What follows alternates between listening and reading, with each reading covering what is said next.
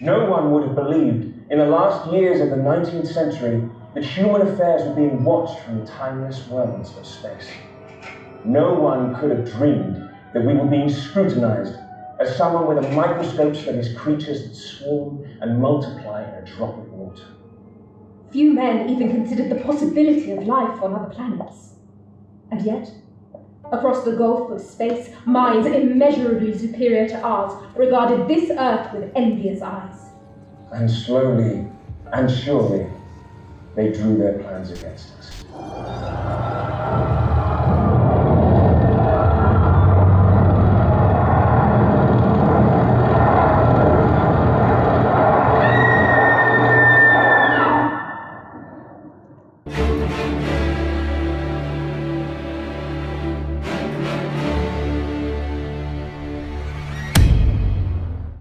Jeff Wayne's musical version of The War of the Worlds is still held in high regards as one of the best adaptations of the novel. Even after over 40 years since the original musical was released, Jeff Wayne always finds a way to keep people coming back for more, such as his live tours and the West End show, to name a few. The most recent adaptation of the musical is The War of the Worlds Immersive Experience, created by Layered Reality UK, formerly known as ... It is a 2-hour-long room-to-room experience featuring live actors, special effects, and VR technology to help immerse oneself into the experience. Was it worth the visit? Let's find out.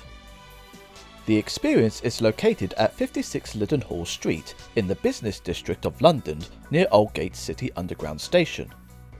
Upon entering the building, you are greeted to a steampunk-themed pub with a Martian tripod taking dominant space with its glowing eyes and occasional coloured smoke. The pub is a free house which is open to those who don't participate in the experience, in which they serve many beverages and themed cocktail drinks as well as hot meals which are very tasty and reasonably priced. Located near the entrance is the reception desk for the experience, with helpful and informative staff who will give you your coloured wristband and a special card for the locker room to store your backpacks, coats and other valuables, though if you have any suitcases you unfortunately have to find somewhere else to store them. The tripod in the centre of the pub will spray coloured smoke every 10 minutes, which represent the group you are in. Free puffs are 5-minute heads up to wait by the door to the experience, with one last puff of coloured smoke as a final call for entering the experience. Upon entering, you'll be greeted by a masked stranger in a dark alleyway who explains that the failed Martian invasion wasn't all as it seemed. After which, the masked stranger leads you into a waiting room where they explain how the VR equipment works as well as other important information about the experience. A bell then rings and you are led into a small theatre room where you are greeted by holograms of George Herbert and his wife Carrie, whom explain the struggle and terror of the Martian invasion.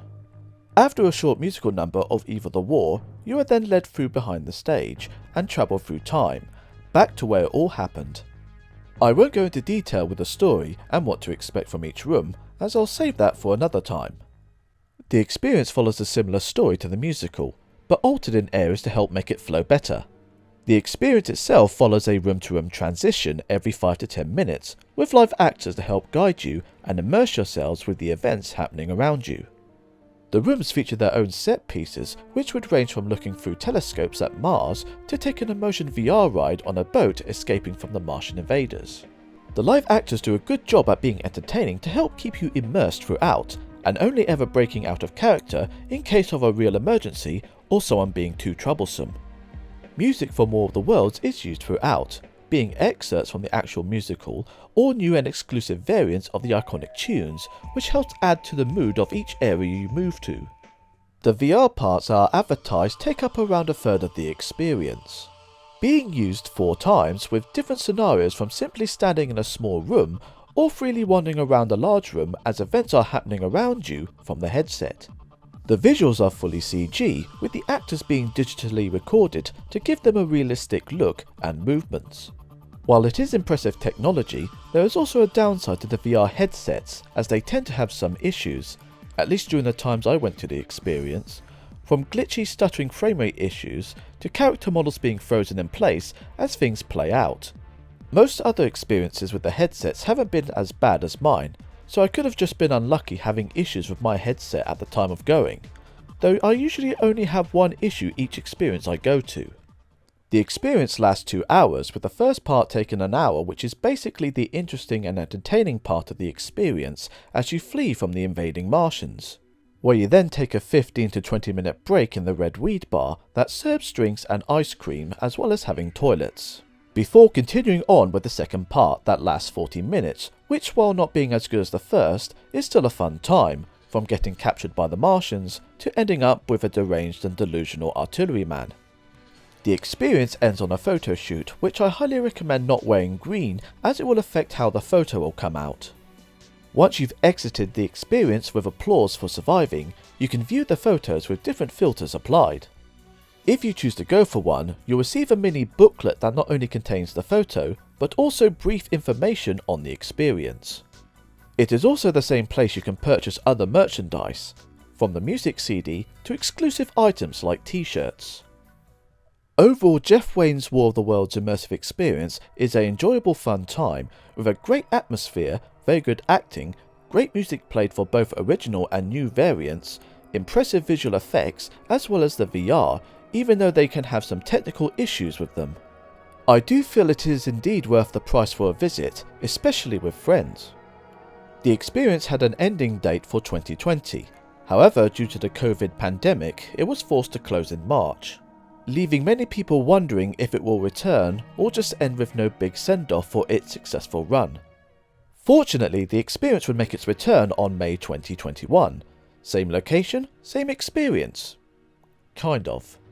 Due to COVID still being an issue, new safety rules are implemented to reduce group numbers, with group pairings of up to 6 people with a maximum of 8 per group, so no odd number groups, only even numbers of 2, 4 and 6, which you'll have to remain with and not mix with others.